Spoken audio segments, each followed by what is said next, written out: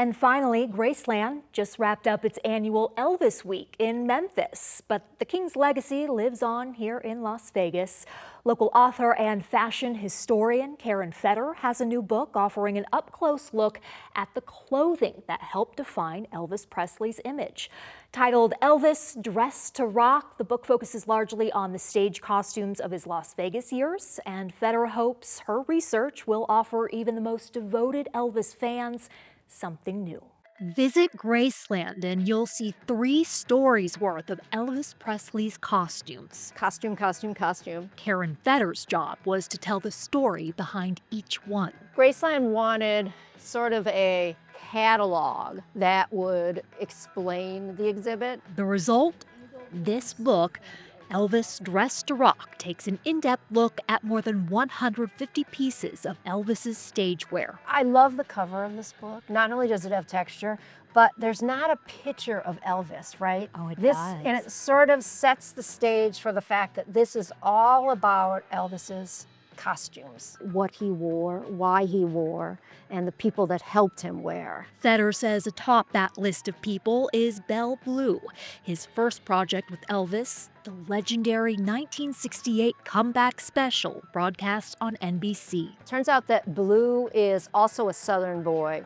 And I think that really set the foundation for a level of trust. They both have this foundational background of, growing up in small towns in the South. And I think also due to the success of that 68 special, Elvis just, sort of said to himself, well, obviously there's something that's working here and I'm not going to screw this up. Let's just keep going with this. Among the fashion featured in that comeback special was a Napoleon collar, an old favorite of Elvis, says Fetter. Elvis was really uncomfortable with the length of his neck.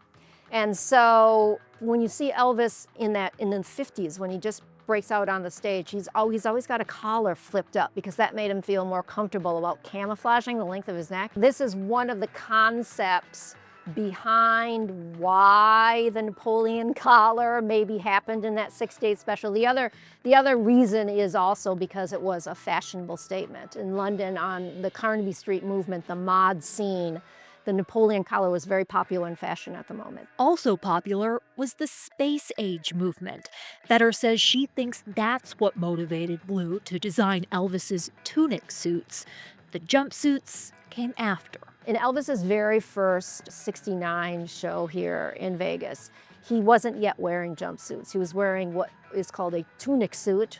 For whatever reason, the lore is that was inspired by Elvis's karate gi, the uniform he wore when he practiced karate. In fact, it's inspired by the space age movement. So that was Blue dressing Elvis in something that was very fashion forward, coming directly off the runways in Paris and London. After the 69 tour, Blue realized that there were some problems with how his costumes were performing on stage for Elvis.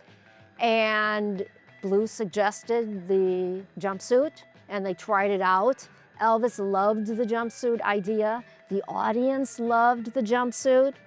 And it just sort of took on a life of its own. And that life continues, says Fetter, whose research led her to B&K Enterprises, a company using Blue's original patterns to create custom Elvis costumes fit for any king. They're able to take a design that was built for an Elvis body and to scale it in such a way, right, that it works for all of their custom clients. But there's this marketplace that still is out there that is still recreating Bill Blue's work after decades and decades, and till the end of time will be making these jumpsuits, I imagine, right? Fetter is also the author of the book, The Folie Bergère in Las Vegas.